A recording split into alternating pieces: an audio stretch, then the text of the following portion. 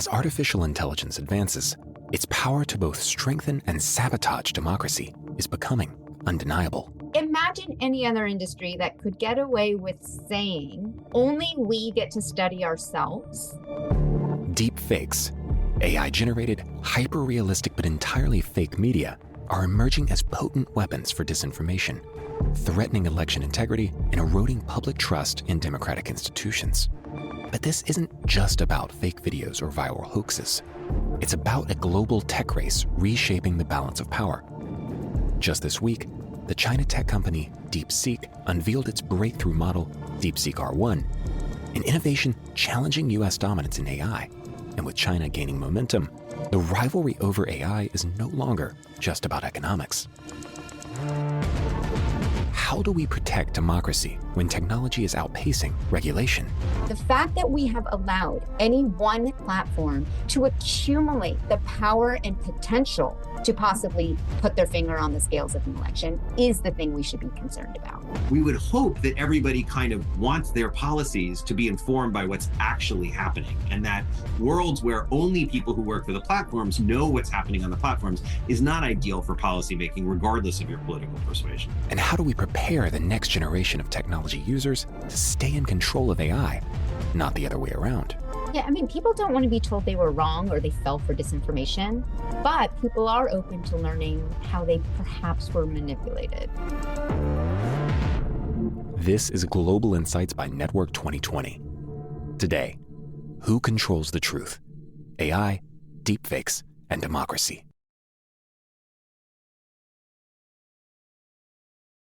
Today, we're joined by Professor Joshua Tucker and Yael Eisenstadt. Professor Tucker is the director of the Jordan Center for Advanced Study of Russia and co-director of the Center for Social Media and Politics at New York University. Yael Eisenstadt is senior fellow at Cybersecurity for Democracy and former head of global elections integrity at Facebook. Moderating the conversation is Courtney Doggart, president of Network 2020. All right. Good afternoon, everyone, and welcome to Network 2020's discussion about AI and democracy. Just as a little background about this event, we had originally conceived of this event during the spate of elections in 2024 to explore the idea that AI-generated images could pose a threat to elections. However, the discussion, and one that we really couldn't have had a couple of years ago because the environment has changed so much, really is a critical one, regardless of the passing of a major election year, because of the rapid growth of AI and the fragmented nature of regulation, which often reflects divergent political realities around the world. And of course, I think everyone is really tracking the release of China's AI model DeepSeek, which is further complicating this rapidly changing domain. So I think there's a lot to talk about today, and I hope we can cover a lot of it. So Yael, I'd love to start with you, and with a big question, which is, our scene setter question. Could you just help us by framing the relationship between AI and democracy and why it matters in today's political landscape?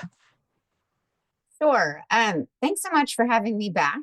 So AI in and of itself is a very large term, and I mean, a lecture on all the ways that AI is used and affects the things we care about would take the full hour. So I am going to focus on, for this conversation, when we're talking about whether it's AI-powered algorithms that are used for things like content moderation, or how AI is used in our current information landscape. And then there's generative AI, right, which is things like synthetic video, synthetic audio, ChatGPT. It's when the AI itself is generating content. And those are sort of two sides of the coin of what we're talking about here when it comes to democracy and elections. So as mentioned, obviously, AI can be and is increasingly used in things like content moderation, trying to enforce the rules that any given platform has stated are their rules. For example, if your platform has decided that nudity is not allowed on the platform, where can AI play in trying to unburden some of the load on human moderators and catch nude imagery on its own. So there's the content moderation side. There's also, which we may or may not get into as much, how AI or algorithms play into things like ranking of content, amplification of content, what the platforms are recommending, how different content or ads are targeted to us. All of these things have profound impacts on things like how we engage with information around political topics, how political discourse occurs, how we protect election integrity online. What is interesting is obviously in the last few years, we've also seen more sophisticated AI being used in the other part of what I mentioned, which is more on the generative AI side. And I'm sure we'll get into this in the conversation, but before the election, there was a lot of conversation of like, is this going to be the AI election? Is this going to be the election where a deep fake or a fake audio clip is going to somehow sway the election? And I think it's really important to understand that it's not even so much about whether the technology itself is so sophisticated that we were going to have this onslaught of fake videos that were going to convince us one way or the other about the election. I think one of the things we really need to grapple with is the mere awareness that these tools exist is causing even more distrust in what people see. And while a healthy skepticism is incredibly important, not trusting any sources online anymore can really set up a situation that can also be very dangerous. We've all heard the prisoner's dilemma, right? Where an actor uses, for example, I'll give an example that does not have to do with our current political landscape, but someone gets caught in a video doing something. Let's say a politician in any country, a video comes out of them inappropriately touching someone. All they have to say now is, that wasn't me. That's fake. And yes, there will be people who can technically eventually prove whether or not that video is real, but that doesn't matter. They've already put that out into the world, and people have become so primed to believe the things that confirm their biases already, that this is where I think the proliferation of things like more sophisticated generative AI tools really plays into the conversation we're having. Not just whether they're convincing enough to sway an election, but how they are impacting how we even engage with information to begin with. I'll pause there because there's so much to this question, but I'll pause there. I feel like the first question is always the hardest because there's just so much ground to cover. So you did great. Thank you. Josh, turning to you, you're the co-center or the co-director of NYU's Center for Social Media and Politics. And so I'd like to just kind of step out. Yael touched on that relationship between AI and social media. But I'd love to hear from you about your take on the interplay between the two. And especially, it seems interesting to me that there's been such a pendulum shift when it comes to social media, which in the very beginning was seen as this great democratizing force. And now I think it's really being understood as a driver of political polarization. How do you see AI fitting into this as it rapidly develops? And in particular, kind of that conversation between policymakers and the tech world. Right. Thanks, Courtney. Thanks for having me here today. And again, this is a huge question. There's lots and lots of ways to dig into this. Let me start with your question about the pendulum, and we'll talk just a little bit about social media, and then I'll wrap at the end by sort of leading back into social media and AI and a way to think about the link between those two. I think, when we look back on the history of social media and its relationship to democracy and the way that people thought about it, pendulum is a great way to describe that. And I really think the shift had to do with real world global events that took place, not fundamental changes in the technology itself, or even fundamental actions on the part of the platforms themselves. When we first sort of saw social media burst into the political scene, it was around the Arab Spring. It was around other events. There was things coming out of Eastern Central Europe, the former Soviet Union, called colored revolutions. And we began to all of a sudden see social media being used as a tool of pro-democracy activists. And so if you go back, in fact, if you look at like Larry Diamond at Stanford, coined this term liberation technology. It became the name of a book. This was social media was going to bring democracy to the rest of the world because it was finally a sort of information medium that autocrats couldn't control, right? And it like the next step after the fax machine, right? And so, and then when does the pendulum begin to swing? The pendulum begins to swing in 2015 and 2016 when the world wakes up to two election outcomes, one first in Britain around Brexit, the second in the United States, that were quite unexpected for lots of people. And all of a sudden, there's sort of growing attention to social media, and in particular for its ability to serve as a transmission of news. And it serves as a transmission of news and information in a way that becomes apparent to people at this point that the same way that gatekeepers get removed in authoritarian countries around protest, gatekeepers are getting removed in the production and dissemination of news. And so all of a sudden, what used to be the purview of editors, of producers of television news, anyone now could share news. And in 2015 and 2016, we got exposed to this term at the time, which was this term fake news, which, you know, I'm old enough to remember when fake news actually meant news that was produced by by websites that were faking the fact that they were journalists and they were actually just trying to get clicks to make money. And so we actually wrote this article in the Journal of Democracy, actually, because, you know, Larry Diamond's This Liberation Turmoil had appeared in 2011. And then in 2017, after the 2006 US elections, my co-author Nate Persley had an article called Can Democracy Survive the Internet? And we tried to get at this question of, was social media liberation technology, or was it can democracy survive the internet? And the argument that we made in that piece is that social media itself is neither inherently good nor bad for democracy, but it's a tool that political actors can use. And we argued that two aspects of social media could help explain how it could be both liberation technology and can democracy survive the internet. And this is that social media, totally, you cannot deny this, it democratizes access to information, right? It removes barriers to information, and it gives people access to media who do not have access to mainstream media. Right. So this is a fundamental change. People without access to mainstream media can spread information.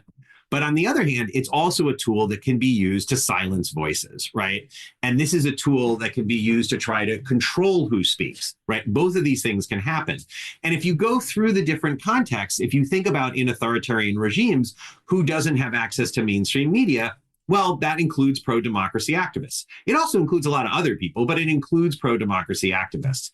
And so the ability to coordinate with one another, the ability to share information, to learn from each other, these are things that can help enhance democracy activists in authoritarian regimes. But of course, then authoritarian regimes eventually kind of wake up to this threat, and they develop their own all sorts of tools to try to control the conversation online.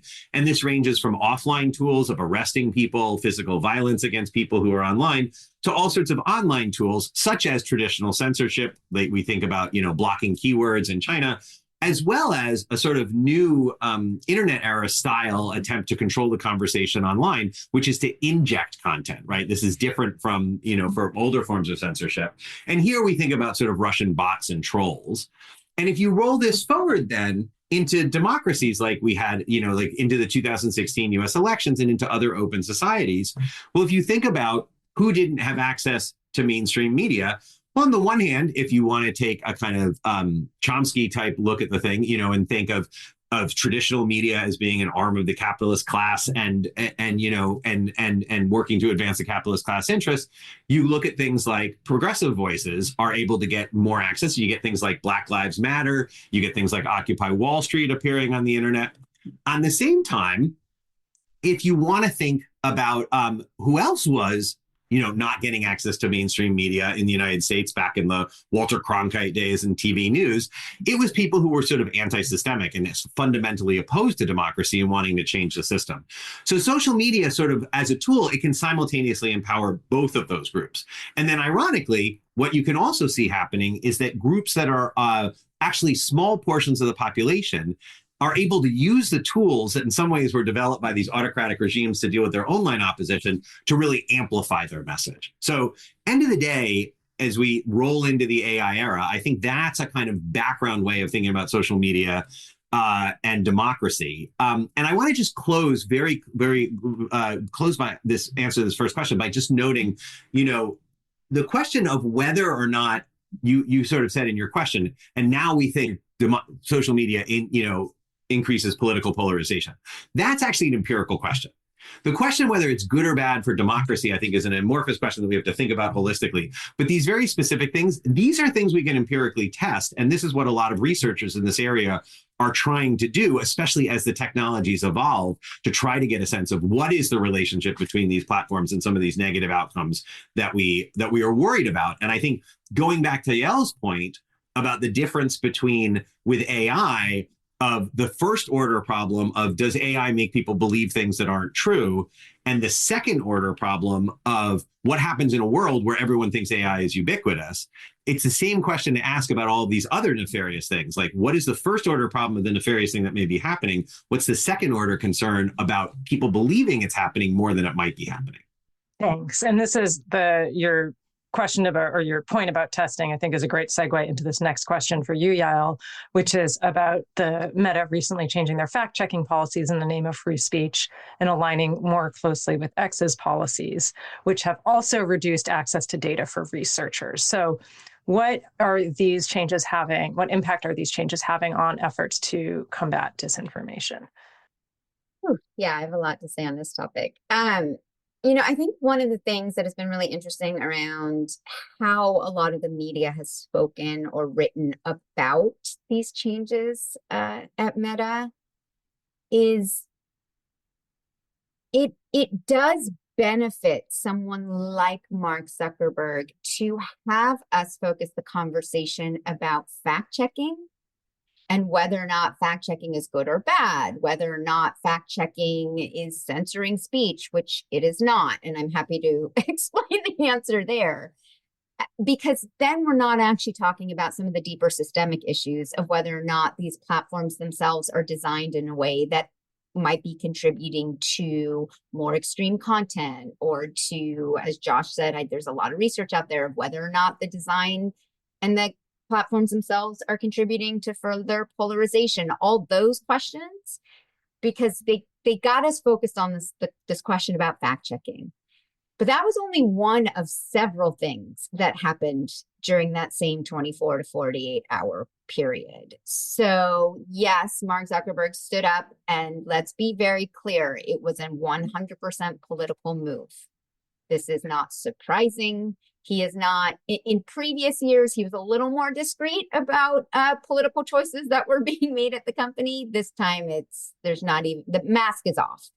It was Donald Trump had threatened Mark Zuckerberg over the years with whether it was him threatening to jail him or whether it's threatening to take away their preemptive immunity or all these different threats over the years. And because he doesn't like being fact-checked on the platform. That's just, like, if I were to boil it down to the most simplistic statement, it's obviously more complicated than that. But fact-checking in and of itself, let's be very clear, is a small part of what happens on these platforms, right? Like, fact-checking is not the same thing as censoring speech. Fact-checking, in fact, doesn't even cover the vast majority of what flows through these companies, but it is trying to put in some, working with actual organizations that have certain standards that go to look at certain content and then maybe append a label of whether or not this meets certain fact-checking criteria. So to me, that was a little bit of throwing red meat to people who were pressuring them to stop doing that.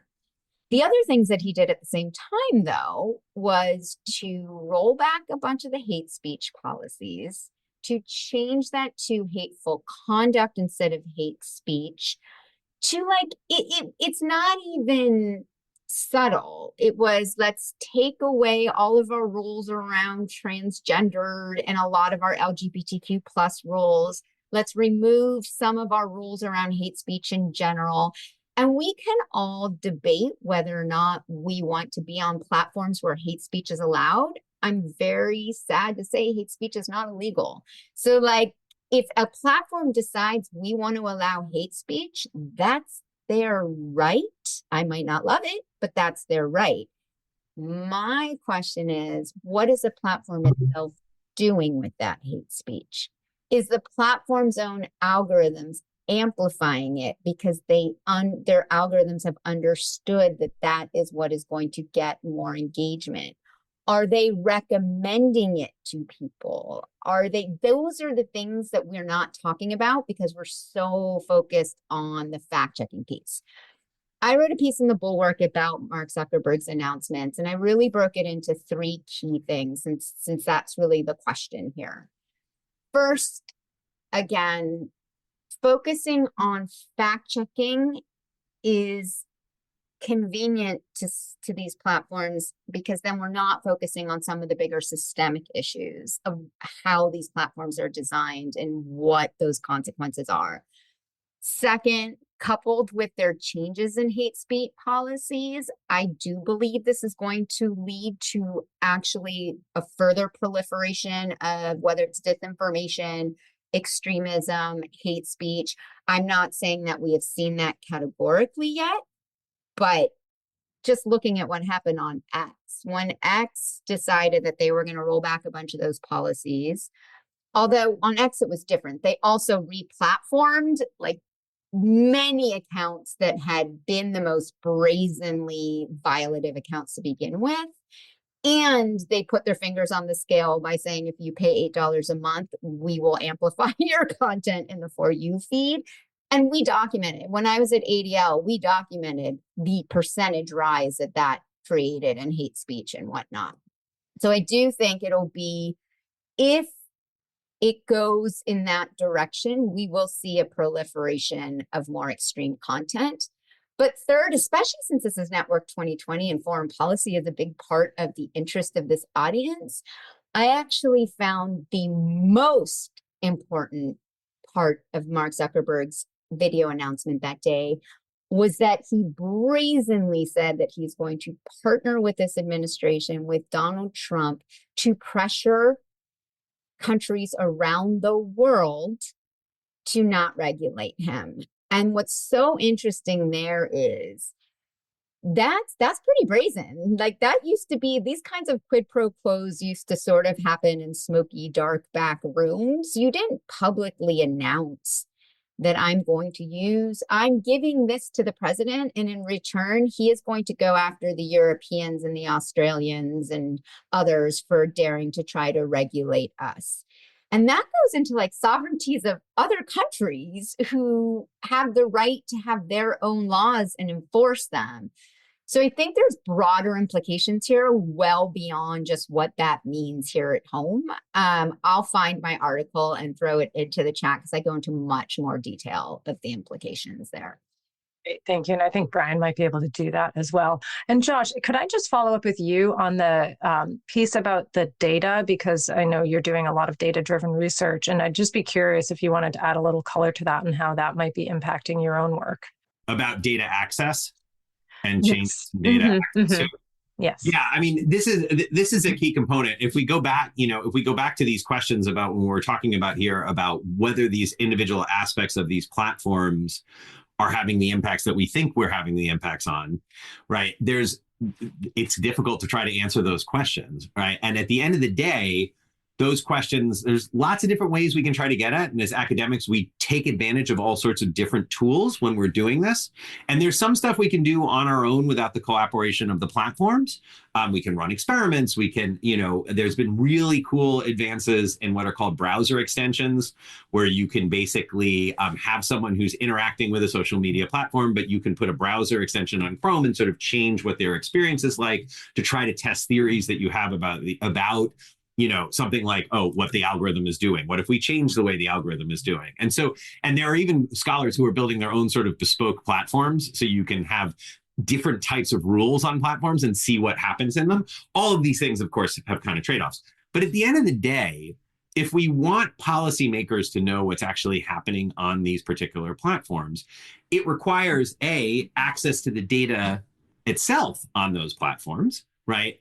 And B, if we really want to get into sort of causal impacts, the best way that you can get at causal impacts is to be able to run experiments to actually change the thing that you're interested in with consenting participants, with people who are involved, people who are willing to take part in these studies. But this, again, requires access to the platforms to try to run these types of experiments. And so the question for the public is, what level of accountability, what level of transparency does the public want to require of these platforms, right? So Nate and I wrote this book called Social Media and Democracy, which was a sort of literature review of what we had learned about lots of these topics like polarization, like misinformation, like hate speech. And in the end, in the following chapter, we sort of talked about these challenges. And we're like, look, if you want to understand what's happening on the platforms, you basically have three options. Besides, one is like just go home because the other things are too hard, right? Option number one is work without the platforms. That has pros and cons. Option number two is try to work collaboratively with the platforms. That has pros and cons. And option number three is try to work with governments to get governments to regulate that the platforms make this kind of information available to outside researchers. So I think we are at a really kind of important inflection point here, because the bottom line on 1 and 2, as long as you are working with platform data, whether you're working outside of any cooperation with the platforms and collecting the data yourself, or you're working with the platforms, researchers are ultimately going to be at the mercy of the platforms for that research to take place. Right. We had this, I was lead on this, put together this great team to do this report for the Hewlett Foundation all the way back in 2017. And we were talking about kind of the state of the field. We had two big recommendations. We were like, one, everybody is talking about Twitter. And the reason was it was really easy to study Twitter. We could get access to Twitter data fairly easily then. And we were like, really? But the information ecosystem, we said this back in 2017, is getting much bigger than Twitter. We really need to start figuring out what's going on with these platforms. Well, be careful what you ask for. Right now, it's become much, much harder to study Twitter. And I'm not talking about collaborative efforts with Twitter. It's just Twitter has made it much, much more difficult for people to get access to the data on those platforms. So we're at this kind of inflection moment where we're having an explosion of different social media platforms that we want to know more about. TikTok, Truth Social. We're in a world where there's just more platforms out there than there was previously. But in some ways, it's become harder to get access to data that we were able to get access to. At the same time, there's this moment where the European Union, as part of the Digital Services Act and Article 40 in particular, has codified that platforms need to make data available to external researchers. Now, it hasn't codified that they need to take the next step of allowing us to sort of observe experimentation to try to get at causal impacts of these platforms. But in the meantime, so these things are kind of happening both simultaneously. So it is a really important question to see what's going to happen in the future.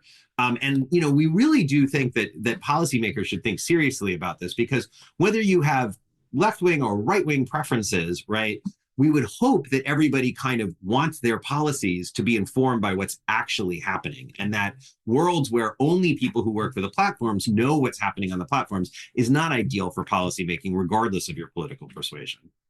Can I add a point to that, Courtney? Because this is, sure. I could not agree more strongly. And this is also one of the things we've been working on for a long time, both when I was at ADL and now at Cyber for Democracy.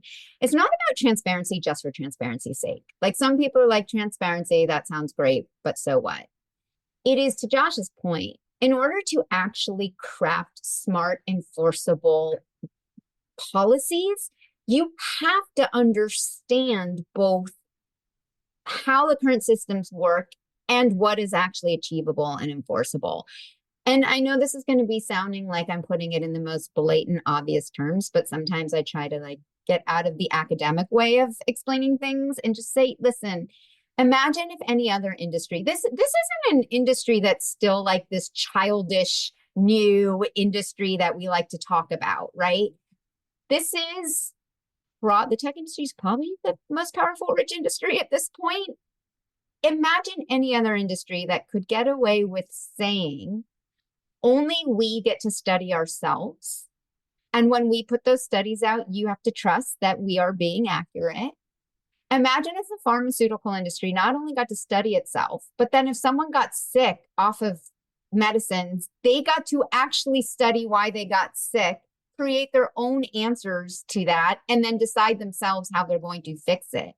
That is where we are with these especially with social media platforms right now. I mean, the whole next wave of AI is a whole nother question.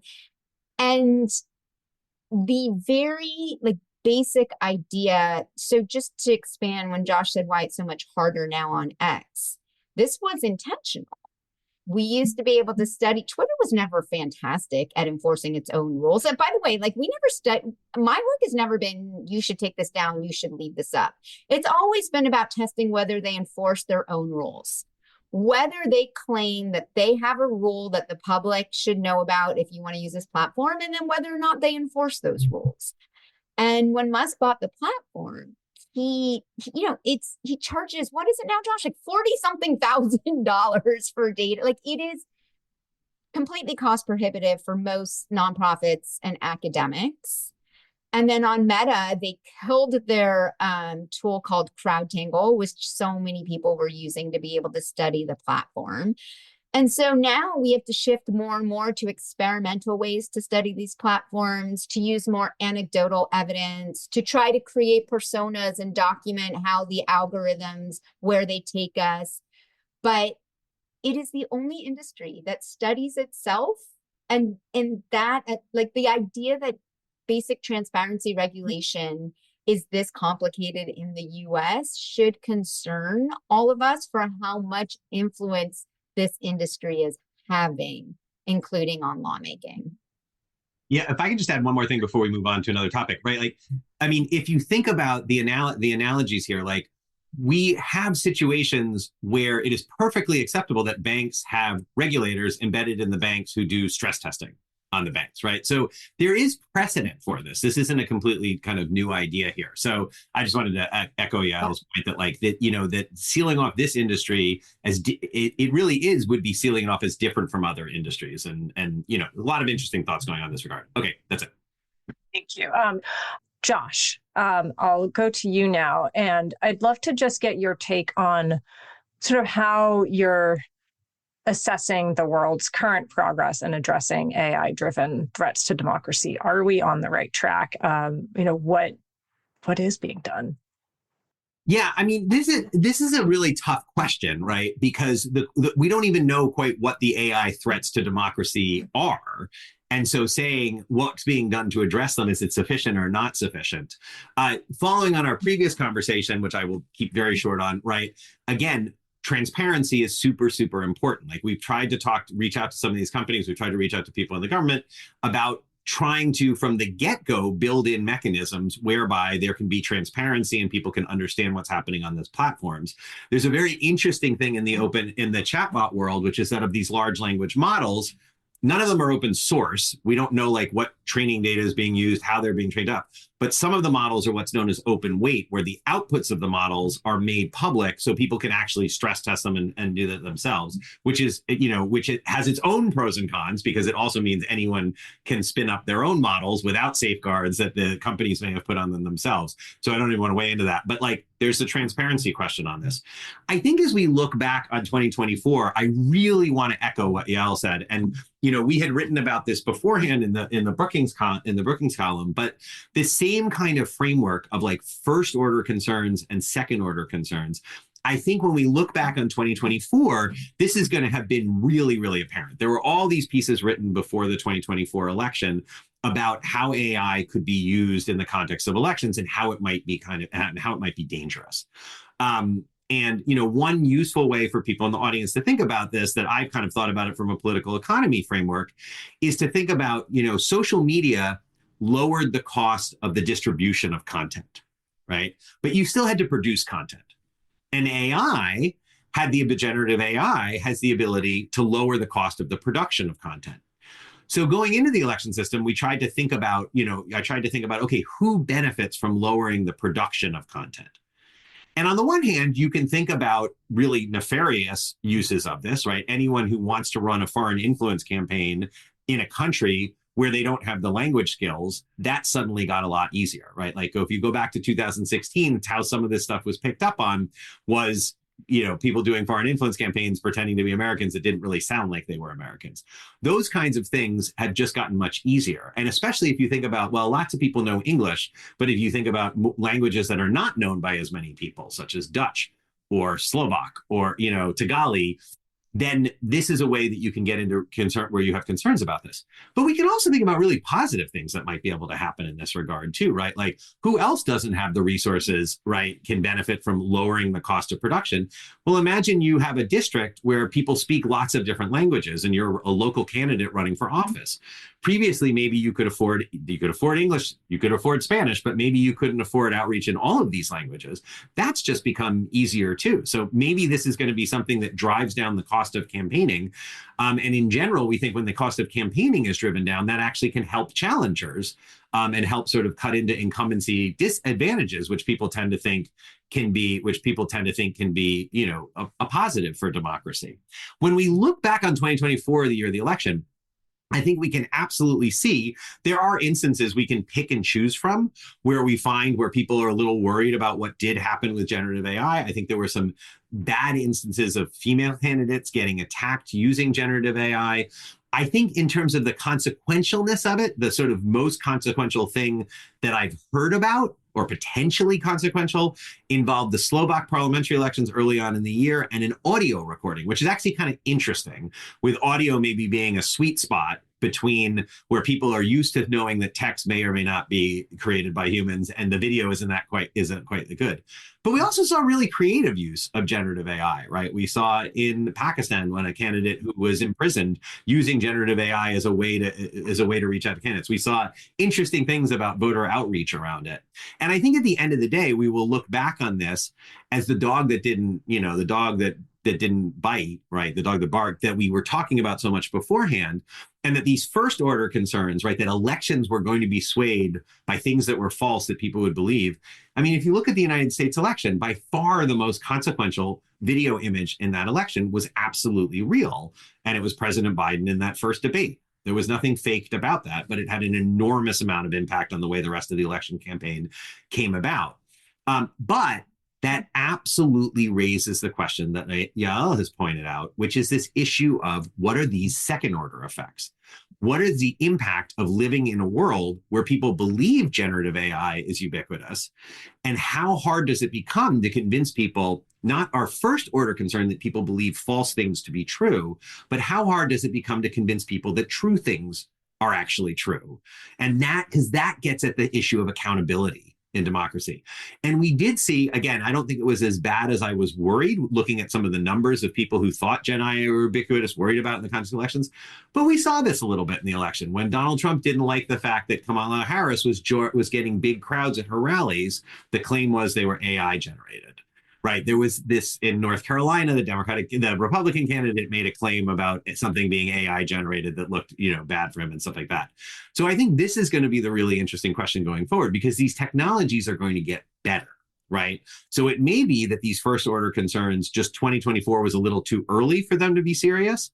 But it may also be that, people were well aware, there was lots of people, out there trying to look at this, that these first order concerns will be less of a problem that we think they're going to be. But as the technology gets better and better, the second order concerns, I think, continue to be a huge question for all of us going forward, and something I think that we don't want to take our eye off the ball.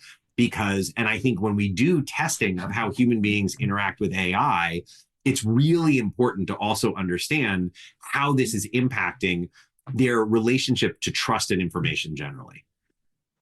Great point. Thank you.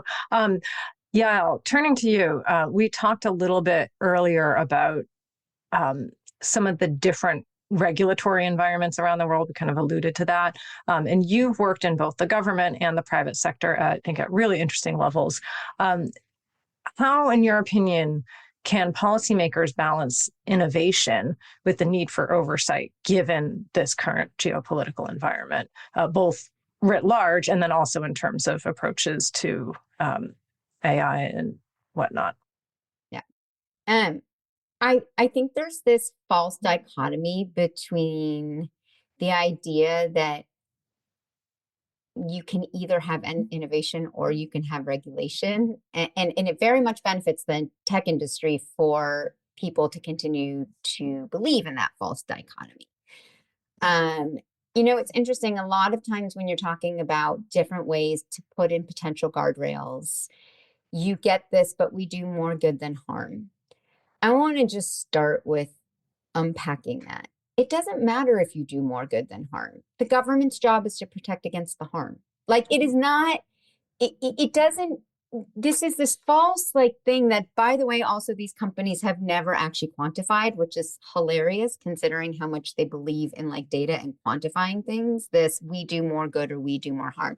I can give you 500 great examples of the ways AI can be used in positive ways in the future, while also saying, and what are the guardrails we should put in place to protect against potentially bad uses, whether it's uses by bad actors, which seems to be easier because that's putting the responsibility on individuals, or on the companies themselves. And I'm not going to get into my whole platform here about where I think all the different potential laws would be good or bad or could change, but I just think it's at a high level important to understand that, because so much of the conversation gets into, but it does good too. Yes, it does. Every industry does both good and harm.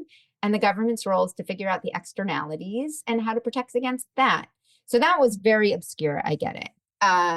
Some of the things, again, we've already talked a lot about transparency, so I won't rehash that one, but that is a major part of this. What can a regulatory framework look like? There's also power structures, which we didn't really get into a lot here. But, you know, when I left Facebook in 2018, I didn't really start speaking out until 2019. But journalists would often ask me this question that was unprovable. They would often ask me, did Mark Zuckerberg put his finger on the scale of the election in 2016? Or, you know, they wanted me to somehow prove that Facebook somehow intentionally swayed an election one way or the other. And I would constantly answer, and I will give that same answer today. That is the wrong question.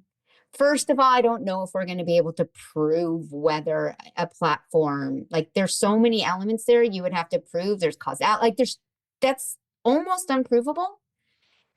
But the fact that we have allowed any one individual or one platform to accumulate the power and potential to possibly put their finger on the scales of an election is the thing we should be concerned about. And that's the core of my answer. There right now is this unchecked power to design your platforms however you want, to allow some little things that have succeeded. Like it took quite a long time to get to the point where we said, wait a minute, you can't target housing ads to only white people because that actually violates laws against discrimination. That was not a case that was won overnight, right? Like that, even just proving that, yes, your own tools are contributing to things that are illegal or harmful in the real world is the hardest part for us to get to. I am not going to give my Section 230 speech here because I'll put everybody to sleep. And again, it's not even that I think we should get rid of Section 230. Never have. I think it's a very important law. But we need to figure out what are companies responsible for and what are they not. And that is something we have not grappled with. Do I think a social media company is responsible for spewing racist stuff on their platform? No, that person's responsible for what they're saying. Do I think we need to figure out if a company should be responsible for if they recommended a predator and a child and connected them together and gave them the tools to, there's so many levels that fall. I saw somebody in the chat, it might have been Charles here. I couldn't agree more. These companies hide very much behind this notion of free speech. It's all about free speech. We're just these neutral pipes, and we do not want to be responsible for being the arbiters of truth. But all the other things, how their targeting tools work, how they recommend stuff, whether or not they're connecting illegal activity, those things are being often overly broadly interpreted as falling under the idea of free speech. And it's going to take a lot of work, both in educating the courts who see some of these cases and in helping lawmakers grapple with what is platform behavior versus what is just pure speech. And I know I didn't give the full answer there because that would have taken me another 35 minutes, but that's what I grapple with. Fair enough. And I think we have something of you talking about Section 230 from a few years ago. So those who are willing to dig into our archives. The thoughts are find probably evolved more sophisticated since then, but yes. Excellent. I'm going to try to get in one really quick question to you, Josh, because I think this is a really good one. How do we train the coming generations in a way that they are the ones who are in control of AI and not AI being in control of them? Short question. Yeah, that's a good one to last at the end. I mean, I think the answer is this is all evolving so fast, it's hard to get an answer to that question, right? To me, I think the importance, I'll rest on what I've said before, and thanks from the Network 2020, which put this piece where we wrote about this thing called the liar's dividend at Brookings up in the chat here. I really think we need to be super careful about not overhyping things so that we get to a point where nobody trusts anything anymore. Right? At the end of the day, normative theories of democracy are about either getting to choose between competing visions in elections of what the government should be doing, or they're about having accountability where you can throw people out of office when they've behaved in a way that you don't want them to. Both of those things are dependent on us having an ability to trust information about what politicians are doing, what they say they're doing, what they're planning on doing. The type of stuff that Yael was talking about a minute ago, where you can do these sort of micro-targeted campaigns, where you can target messages exactly to people that are lies, that are not true, or that have elements of true, right? Those are dangerous for those kinds of things. Micro-targeting could also has the possibility to be wonderful, because it can, for people who don't pay attention to politics, it can make sure they're getting access to information that is important to them, right? That younger people are hearing about student loans, and older people are hearing about pension reform, things that are of interest to them. But in all of these things, they're dependent on being able to have a populace that still trusts the information that they're getting, right? And so honestly, I don't think it's the young people who I'm most worried about, because the younger people are in schools and the younger people are getting educated about this. My wife teaches middle school, right? And she works with her students about how do you find trustworthy information online? Like, what does it mean to think about a trustworthy source? They're getting kind of information about these things. I think they'll get the same kind of education about AI in these regards. But I think the long-term danger here is let me not say long-term danger. Let me end on a more positive note. The goal here, I think, is to adequately balance our education of people so that they are aware of these level 1 problems, that there is false information out there that they could end up inadvertently believing to be true because of fill in the blank. But in this case, generative AI.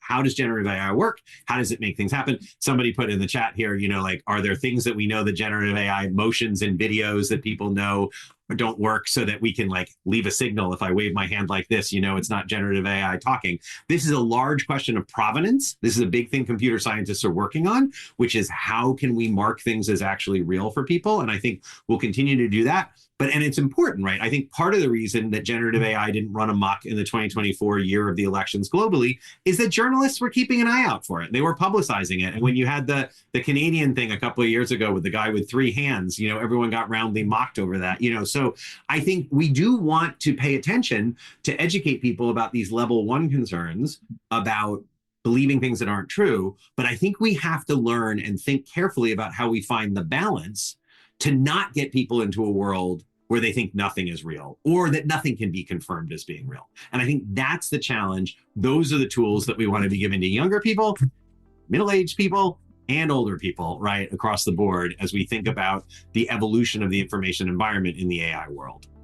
Yeah, people don't want to be told they were wrong or they fell for disinformation, but people are open to learning how they perhaps were manipulated. And that's another big differentiator in how to talk about some of these things. At least for me, it is as well.